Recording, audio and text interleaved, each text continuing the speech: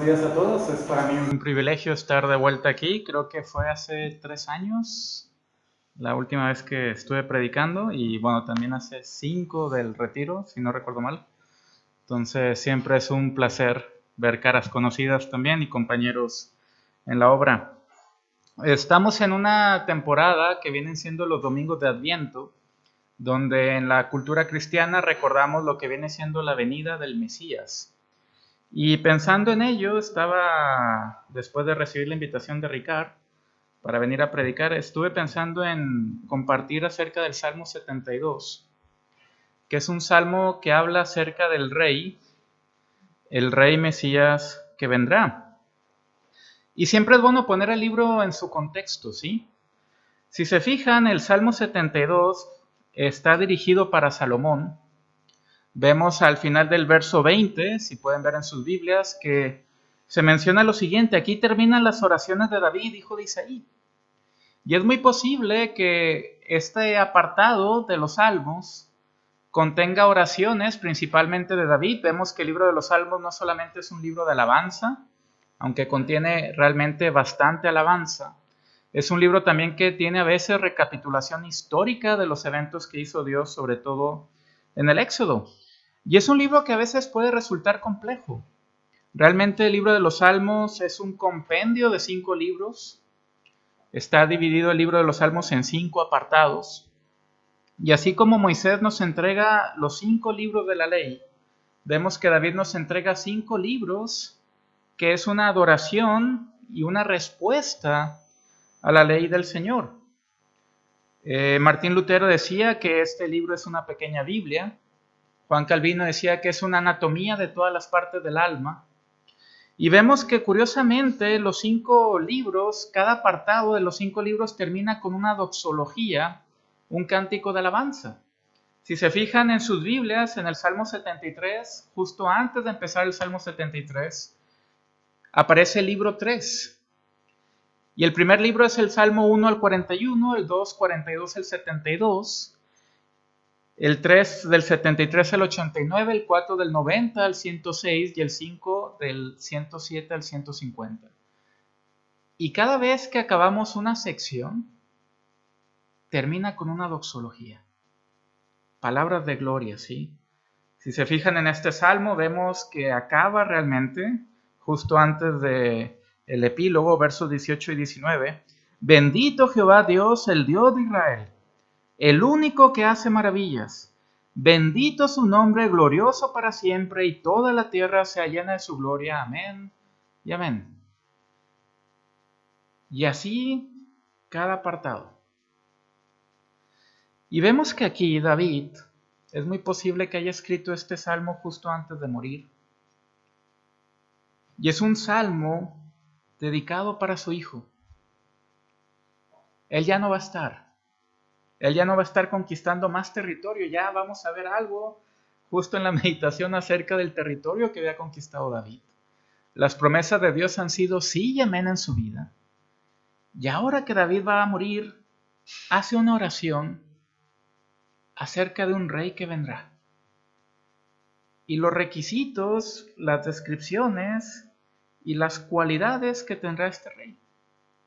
Y esta oración realmente es una petición de que Dios dé a este rey un sentido de justicia para con el pueblo y de forma especial para con los oprimidos. Se espera que las fronteras del reino de Israel se expandan, así como la influencia del rey llegue a todas las naciones del mundo. Y para que de esta forma se materialice la promesa de Dios a Abraham: en ti serán benditas todas las familias de la tierra. Y vamos a ver 3 grandes apartados de este salmo. El primero es la descripción del rey justo, versos del 1 al 7. El segundo apartado vamos a ver, después de la descripción, el dominio y gobierno de este rey, versos 8 al 14. Y después de ver el dominio y gobierno de este rey, llegaremos al reconocimiento que hacemos nosotros a este rey, que son los versos 15 al 19. Y antes de empezar con la lectura, oremos que el Señor nos bendiga en esta mañana. Oremos. Padre, gracias por la oportunidad que tenemos de estar aquí, delante de tu presencia. Gracias porque nuestros pecados han sido perdonados por medio de tu Hijo Jesucristo. Y es en base a esa fe que podemos estar de pie y llamarte Padre. Te pido, Señor, que en esta mañana tú nos des ojos para ver, oídos para oír y un corazón para entender. Te pido, Señor, que sean gratos los dichos de mi boca y la meditación de mi corazón delante de ti. Señor, guíanos por medio de tu Espíritu Santo y que nos conduzca a toda verdad. Te lo pedimos todo, en el nombre de tu Hijo Jesús. Amén. Salmo 72, esta es la palabra del Señor. Para Salomón: Oh Dios, da tus juicios al rey, y tu justicia al hijo del rey. Él juzgará a tu pueblo con justicia y a tus afligidos con juicio. Los montes llevarán paz al pueblo, y los collados justicia. Juzgará a los afligidos del pueblo, salvará a los hijos del menesteroso, y aplastará al opresor. Te temerán mientras duren el sol y la luna, de generación en generación. Descenderá como la lluvia sobre la hierba cortada, como el rocío que destila sobre la tierra. Florecerá en sus días justicia, y muchedumbre de paz hasta que no haya luna. Dominará de mar a mar, y desde el río hasta los confines de la tierra. Ante él se postrarán los moradores del desierto, y sus enemigos lamerán el polvo. Los reyes de Tarsis y de las costas traerán presentes. Los reyes de Sabá y de Seba ofrecerán dones. Todos los reyes se postrarán delante de él. Todas las naciones le servirán. Porque él librará al menesteroso que clamare, y al afligido que no tuviere quien le socorra. Tendrá misericordia del pobre y del menesteroso, y salvará la vida de los pobres. De engaño y de violencia redimirá sus almas, y la sangre de ellos será preciosa ante sus ojos. Vivirá, y se le dará del oro de Sabá, y se orará por él continuamente, todo el día se le bendecirá. Será echado un puñado de grano en la tierra, en las cumbres de los montes. Su fruto hará ruido como el Líbano, y los de la ciudad florecerán como la hierba de la tierra. Será su nombre para siempre, se perpetuará su nombre mientras dure el sol. Benditas serán en él todas las naciones, lo llamarán bienaventurado. Bendito Jehová Dios, el Dios de Israel, el único que hace maravillas. Bendito su nombre glorioso para siempre, y toda la tierra sea llena de su gloria. Amén y amén. Aquí terminan las oraciones de David, hijo de Isaí. Amén. Aquí termina la lectura de la palabra del Señor. 3 puntos principales. El primero es la descripción del rey justo. Vemos que este es un salmo de David, escrito para su hijo Salomón. Salomón va a ser su sucesor. De hecho, Salomón, hasta cierto punto, vemos que antes de que David esté muerto, Salomón ya está reinando. Ya ha sido ungido como tal. Y eso lo podemos ver claramente en el primer libro de los Reyes, capítulo 1. Y vemos que David empieza haciendo una petición. Oh Dios, da tus juicios al rey y tu justicia al hijo del rey. Vemos en la ley de Moisés, en Deuteronomio capítulo 17, que el rey tiene que hacerse una copia de la ley de Moisés y tiene que meditar en ella todos los días de su vida para que su corazón no se ensalce sobre los demás, ni los vea por debajo de su hombro. Y vemos por qué los salmos son tan ricos en lo que viene siendo el lenguaje del Pentateuco. Vemos por qué una y otra vez David nos lleva al evento del Éxodo, nos lleva al peregrinaje del pueblo de Israel durante los 40 años en el Sinaí. Y vemos que aquí la petición es de que este rey sea un rey justo, que pueda juzgar con justicia. Y esta petición se puede materializar en lo que se ve en el verso 2. Él juzgará a tu pueblo con justicia y a tus afligidos con juicio. Vemos que realmente se espera que este rey ayude a los de corazón quebrantado. Y que las personas más pobres, más humildes, más miserables, puedan tener incluso audiencia con el rey. y que el rey vele por ellos. Y esto lo podemos ver claramente en la imagen del mundo antiguo del rey pastor. Si podemos ver la iconografía egipcia, vemos la imagen de Faraón con un bastón de pastor.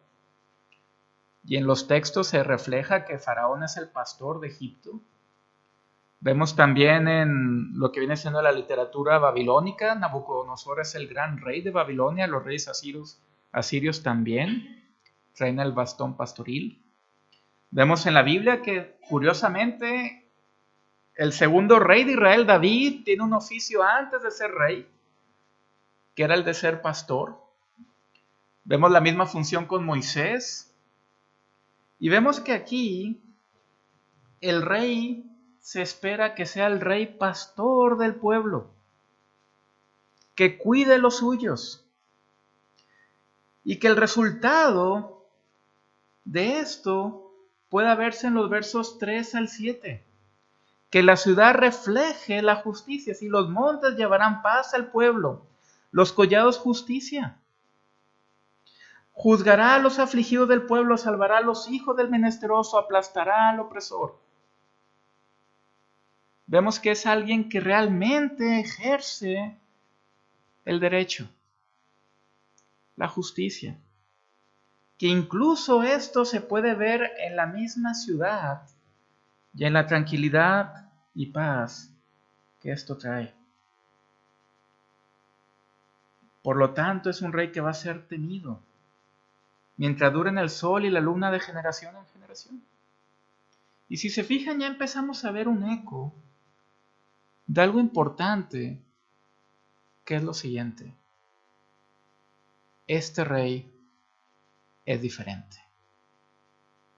Y la esperanza es de que este rey viva para siempre. Y si se fijan, se utiliza el lenguaje de generación en generación.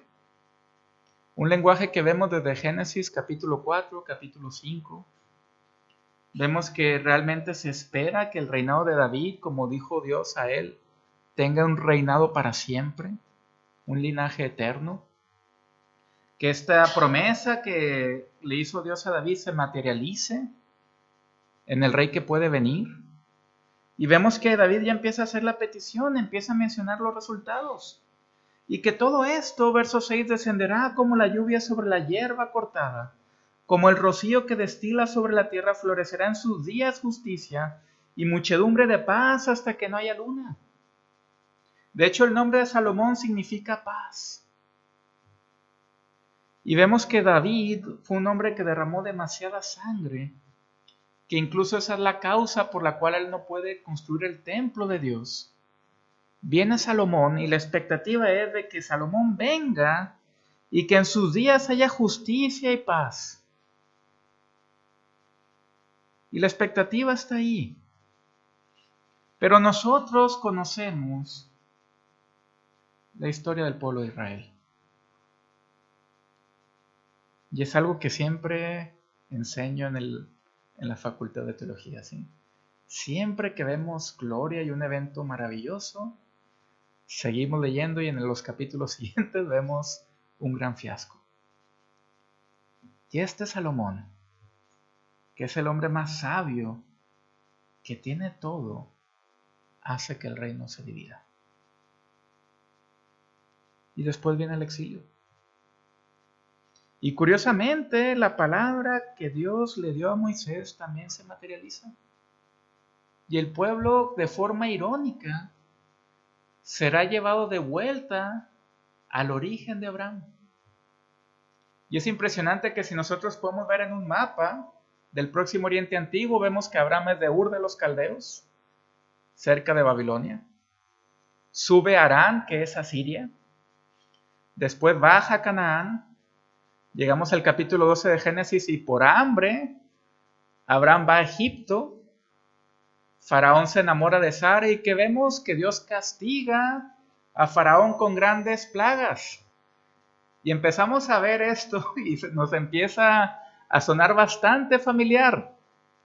Porque después en la historia, ¿quién va a castigar a Faraón con grandes plagas? El mismo Dios de Abraham en época de Moisés. Y después Abraham va y muere. ¿Y qué pasa? Los descendientes de Abraham bajan a Egipto por hambre. Y llegamos a la historia de Moisés. Y Moisés saca al pueblo, pero no los introduce, lo hace a Josué. Y después de Salomón vemos que el reino se divide. Y el norte es llevado a Siria. Y el sur es llevado a Babilonia. Y de forma irónica, el pueblo vuelve a su origen. Vuelve al lugar de Abraham. Y nos quedamos con la idea, ¿qué pasa con este rey? ¿Dónde está esta petición de David? Y vemos cómo los profetas empiezan a hacer eco de estas frases. Y un profeta que hace bastante eco acerca del rey que vendrá es el profeta Isaías. Y en Isaías capítulo 11 menciona a Isaías el reinado de este gran rey. Y fíjense lo que dice Isaías capítulo 11 versos del 1 al 5. Saldrá una vara del tronco de Isaí y un vástago retoñará de sus raíces. Y reposará sobre él el espíritu de Jehová, espíritu de sabiduría y de inteligencia, espíritu de consejo y de poder, espíritu de conocimiento y de temor de Jehová. Y le hará entender diligentemente en el temor de Jehová. No juzgará según la vista de sus ojos, ni arguirá por lo que oigan sus oídos, sino que juzgará con justicia a los pobres. Y arguirá con equidad por los mansos de la tierra, y herirá la tierra con la vara de su boca, y con el espíritu de sus labios matará al impío. Y será la justicia cinto de sus lomos, y la fidelidad ceñidor de su cintura. Y vemos cómo el profeta menciona que este rey tiene que venir. Esta petición de David se va a materializar. Pero este rey tiene el Espíritu del Señor sobre él. Y nosotros como cristianos sabemos quién es. Y vemos cómo en el bautismo de Jesús se cumple esto. El Espíritu de Dios desciende sobre Jesús en forma de una paloma. Y se oye una gran voz desde los cielos que dice: este es mi Hijo amado, en quien tengo complacencia. Y Jesús es alguien que predica a los pobres. Trae buenas nuevas a ellos. Predica el año favorable del Señor. El Espíritu de Dios está sobre él, lo ungió el Señor. Y vemos que esta descripción del rey apunta a nuestro Señor y Salvador. Y una vez que hemos visto esta descripción, nos lleva esto al dominio y gobierno de este rey. ¿Cómo va a gobernar? ¿Cómo va a ejercer su dominio sobre la tierra? Y esto lo vemos en el punto 2, que son los versos del 8 al 4. Sí, dominará de mar a mar y desde el río hasta los confines de la tierra. Y si se fijan aquí es algo importante. Y siempre vemos cómo Dios está en los detalles. Si vamos a Génesis capítulo 2, vemos que se nos describen los ríos donde estaba el paraíso, el jardín del Edén. Y vemos que uno de los ríos es el Nilo, ¿sí? El que rodea toda la tierra de Cus. Vemos que otro río es el Tigris y otro río es el Éufrates.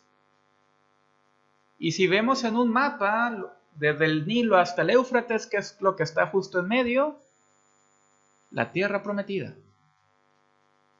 Y que en algún lugar, en medio de ahí, estaba el jardín del Edén. Y después, si vamos a Génesis 15, vemos que Dios hace un pacto con Abraham. Y un pacto en la antigüedad era que dos reyes se ponían de acuerdo para algo, así como el día de hoy dos países. Y que una vez que, por ejemplo, el día de hoy se firma algo, un tratado entre países, pues los países no se pueden echar para atrás si no hay sanciones. Entonces, con Felipe González se firmó la entrada a la OTAN. España no puede salirse de la OTAN de forma unilateral. España firmó la entrada a la Unión Europea, pues no se puede salir de la Unión Europea ni de la unidad monetaria. Y vemos que en el mundo antiguo era algo parecido, lo único diferente es que se tomaban animales. Y el animal se partía. Y los reyes pasaban por en medio de los animales diciendo, así le pase al que quebrante el pacto. Pero en Génesis 15 Abraham está dormido. Y el que pasa por en medio de los animales es el Señor. Y algo importante, este pacto es unilateral. Y el Señor lo tiene que cumplir. Y este pacto conlleva lo siguiente. Verso 18. En aquel día hizo Jehová un pacto con Abraham diciendo, a tu descendencia daré esta tierra, desde el río de Egipto hasta el río grande, el río Éufrates. Y vemos el límite geográfico. Toda la tierra prometida, todo Canaán va a ser para ellos. Y vemos que esto vuelve a hacer eco en Éxodo 23, verso 31. Y Dios le dice a Moisés lo siguiente, y fijaré tus límites desde el mar Rojo hasta el mar de los Filisteos, y desde el desierto hasta el Éufrates. Vuelve a hacer eco esto. Y este territorio es el que Israel va a tener por herencia. Es la tierra donde fluye leche y miel. Y esta tierra, curiosamente, vemos que es la que quería conquistar Josué, no lo logra, y el que materializa esto es el rey David. Y eso lo podemos ver en 1 Reyes 4. Y fíjense el lenguaje que se emplea. Y fíjense los detalles. Y fíjense dónde hemos visto anteriormente este tipo de lenguaje. 1 Reyes 4, verso 20. Judá e Israel eran muchos, como la arena que está junto al mar en multitud. La promesa de Dios a Abraham se está materializando. Comiendo, bebiendo y alegrándose. Y Salomón señoreaba sobre todos los reinos desde el Éufrates hasta la tierra de los filisteos y el límite con Egipto. Y Salomón, que nunca hizo ninguna campaña ofensiva, este es el territorio que recibe de David. Y las promesas dadas a Abraham son sí y amén. Pero vemos que aquí David en el Salmo 72 menciona que este rey va a dominar de mar a mar y desde el río hasta los confines de la tierra. Esto quiere decir que el reino se va a expander.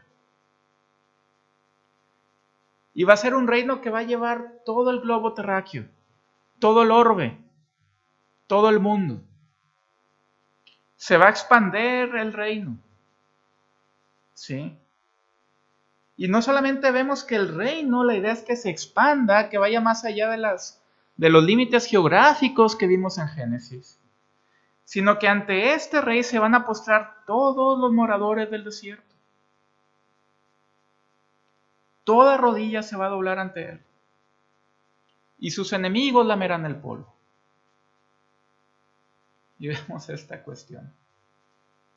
Lamer el polvo por primera vez aparece en la Biblia en Génesis 3 con la serpiente. Y vemos que el Señor va a poner a sus enemigos bajo el estrado de sus pies. Y fíjense cómo la oración sigue fluyendo.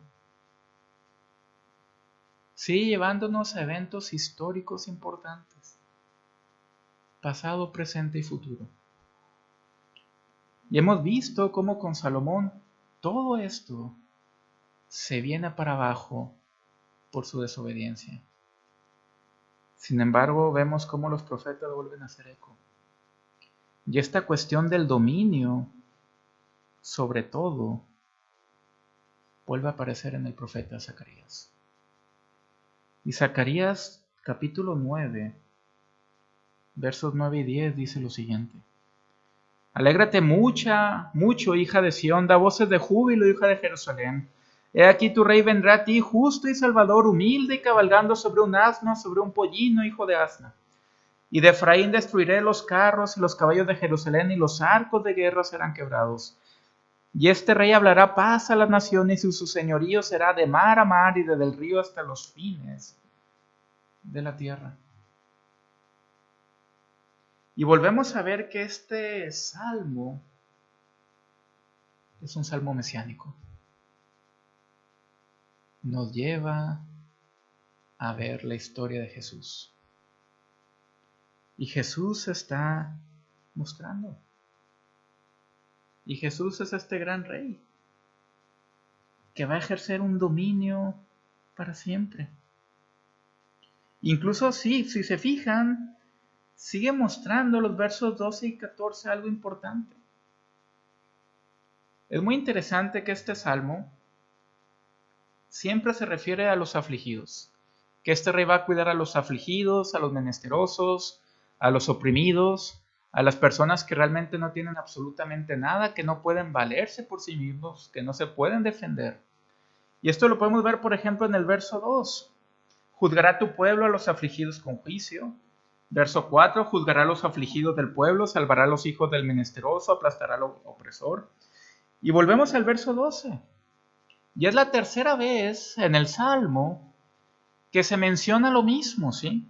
Porque él, el rey, librará al menesteroso que clamare y el afligido que no tuviere quien lo socorra. Este rey va a tener misericordia del pobre y del menesteroso, salvará la vida de los pobres. Incluso, verso 14, va a redimir sus almas. Qué frase importante. Este rey va a pagar. Va a pagar por ellos. Pero fíjense cómo esto hace eco una y otra vez. Este rey va a ayudar a los menesterosos, a los afligidos, a los pobres. Y a mí siempre me impactó,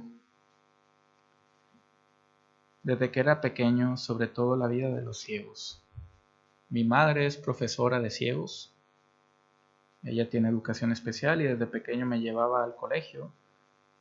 Enseñaba por las tardes y siempre me impactó porque, me ponía a jugar fútbol con ellos, con una campana, una pelota con campana.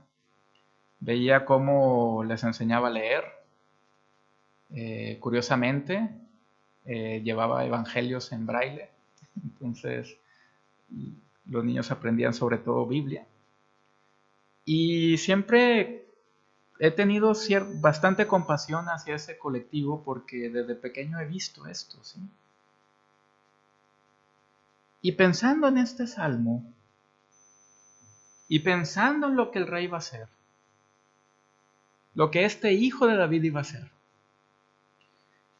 hay algo que me llama la atención que vemos en los evangelios, en Marcos capítulo 10. Y hay una historia que se refleja en la vida de Jesús, donde vemos detalles que nos llevan a esta realidad. Y hay un hombre que se llama Bartimeo. Y lo impresionante de esta historia es de que Jesús ha estado con sus apóstoles, ha estado ministrando con ellos, ha hecho maravillas delante de ellos.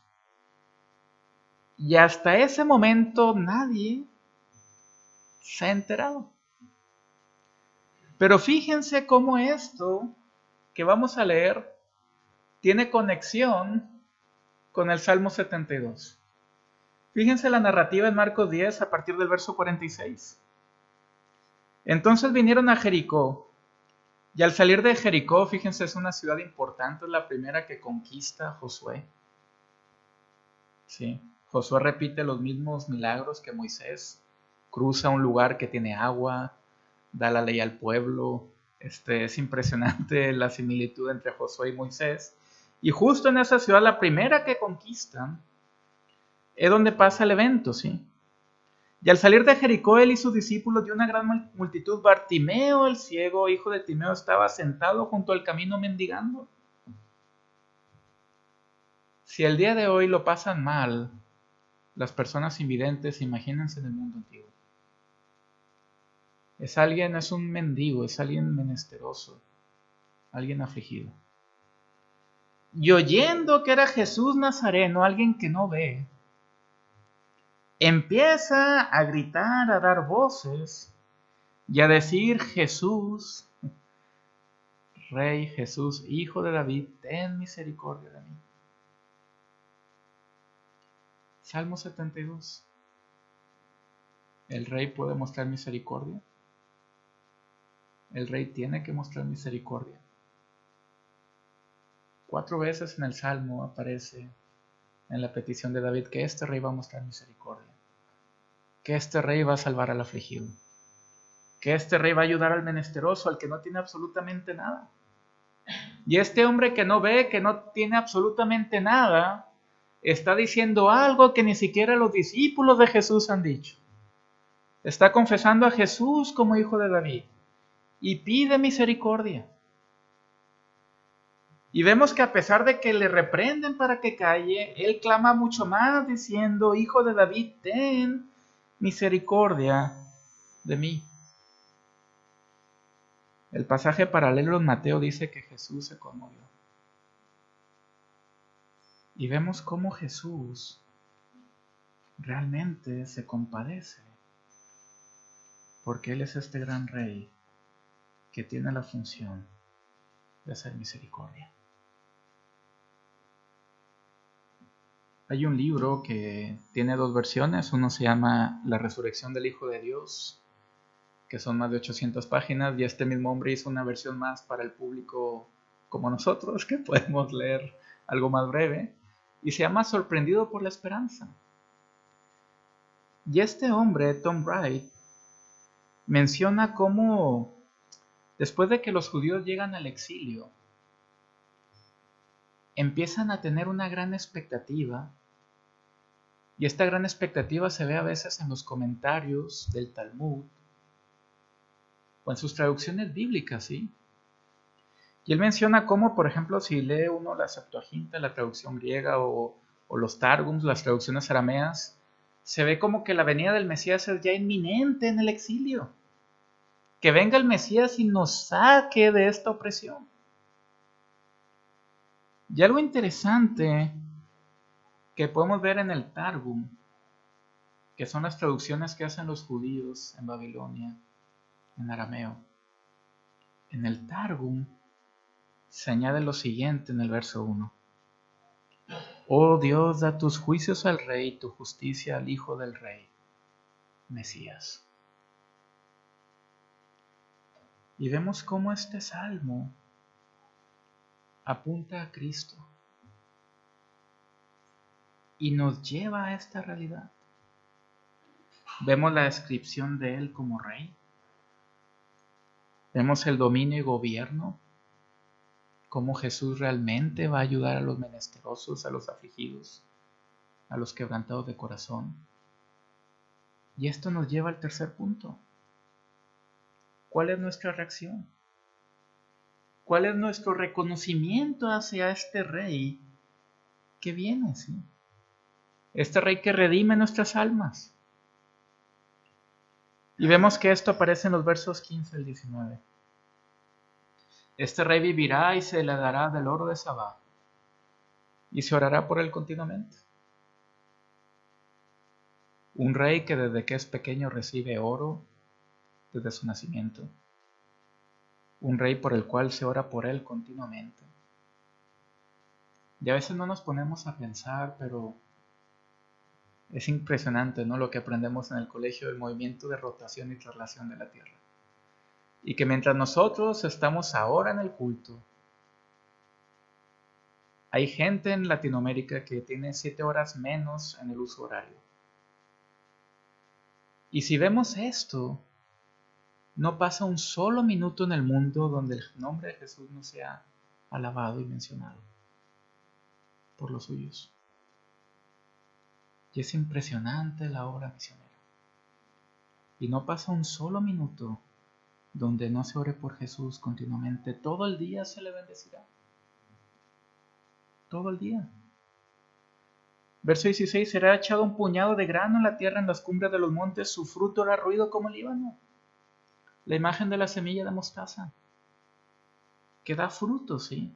Los de la ciudad florecerán como la hierba de la tierra. Será su nombre, el nombre de este rey para siempre. Se perpetuará su nombre mientras dure en el sol. Benditos o benditas serán en él todas las naciones, lo llamarán bienaventurado.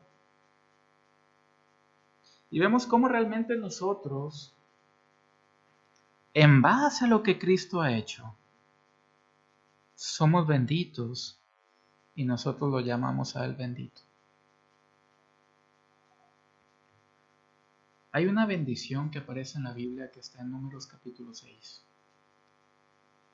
Y en Números capítulo 6 vemos que es un imperativo.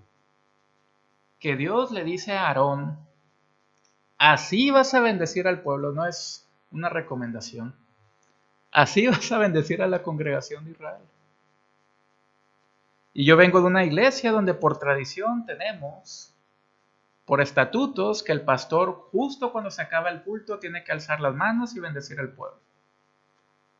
Y una de las frases que se utiliza es, Jehová te bendiga y te guarde. Jehová haga resplandecer su rostro sobre ti y tenga de ti misericordia. Jehová alce sobre ti su rostro y ponga en ti paz. Y siempre me llamó la atención esta frase de Jehová haga resplandecer su rostro sobre ti. Y fíjense que esto no va ligado a lo que pasó con Moisés, que al estar en el monte Sinaí su rostro brillaba que la gente no lo podía observar, sino vemos que es el rostro de Dios sobre ti. Y siempre me quedé pensando, ¿qué significa eso? Y la respuesta es la siguiente. Cuando un hombre ve a su hijo pequeño, ese niño que no ha hecho nada todavía hace que el rostro de su padre resplandezca sobre él. Y cuando Dios nos ve, no nos ve a nosotros, sino ve a Cristo en nosotros. Y su rostro resplandece.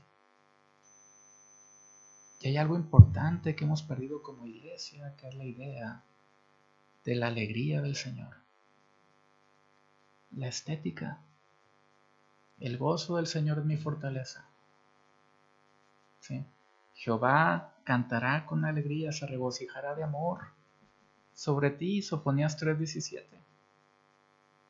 El último verso de Judas, aquel que es poderoso para guardarnos sin caída y presentarnos delante de su gloria con grande alegría. Y vemos esta realidad. Y en base a eso, ¿cuál es nuestra respuesta? Versos 18 y 19. Bendito Jehová, Dios, el Dios de Israel, el único que hace maravillas. Y la sigue haciendo. Quiero que vayamos brevemente a un verso que está en Hebreos capítulo 7.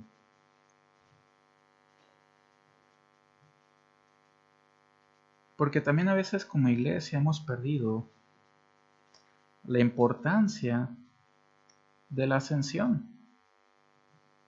Tenemos un calendario litúrgico muy bonito que es la Navidad, la venida del Señor, la encarnación, ese milagro, esa maravilla también. Tenemos también en la Semana Santa todo un programa desarrollado con respecto a los sermones de lo que viene siendo la pasión del Señor. Pero hay algo importante que aparece en Juan capítulo 14 que Jesús le dice, es importante que me vaya. Y 40 días después de la resurrección, hay algo que aquí se llama la segunda Pascua, que es la ascensión. Y es un evento fundamental y trascendental.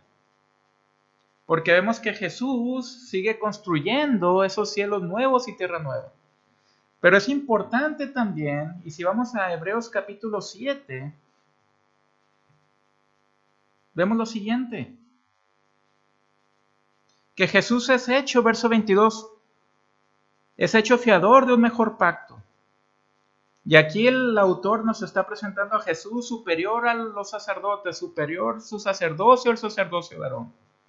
Y los otros sacerdotes llegaron a ser muchos debido a que por la muerte no podían continuar, mas este Cristo, por cuanto permanece para siempre, tiene un sacerdocio sin cambio, inmutable. Y el verso 25 es clave. ¿Qué sigue haciendo Cristo el día de hoy? No solamente subió y está sentado a la diestra de Dios, no solamente subió y sigue construyendo, era ese carpintero, ese albañil que sabe de obra, sino que sigue haciendo, por lo cual Cristo puede salvar perpetuamente a los que por Él se acercan a Dios, viviendo siempre para interceder por ellos. Tenemos un Jesús que sigue estando activo, que sigue salvando y que sigue intercediendo. Y sigue estando ahí. Y sigue estando presente en todos lados por medio de su Espíritu Santo. Y sigue haciendo estas maravillas. Y termina el Salmo: bendito su nombre, glorioso para siempre, y toda la tierra se llena de su gloria. Amén y amén.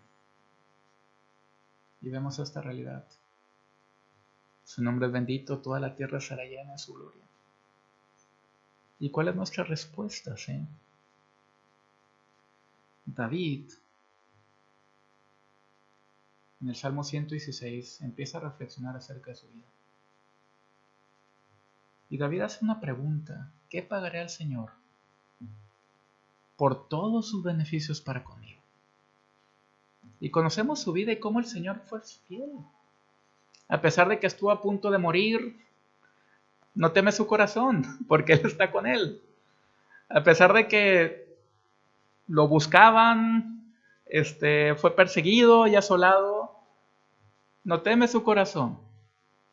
Y David hace una pregunta: ¿qué pagará el Señor por todos sus beneficios para conmigo?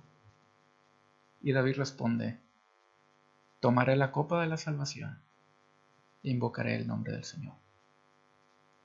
Bebamos esa copa de la salvación por fe, invocando su nombre, sabiendo que Él tiene cuidado de nosotros y que nos quiere llevar a ese lugar donde veremos su gloria eternamente. Amén. Oremos. Padre, gracias por tu palabra y por las promesas que podemos ver. Gracias porque en Cristo somos hechos nuevas criaturas. Te pido, Señor, por cada uno de nosotros, por la iglesia en Vila de Cans, que siga siendo luz y sal aquí, que pueda seguir llevando más hijos a tu gloria. Señor, aumentanos la fe. Te lo pedimos todo en el nombre de tu Hijo Jesús. Amén.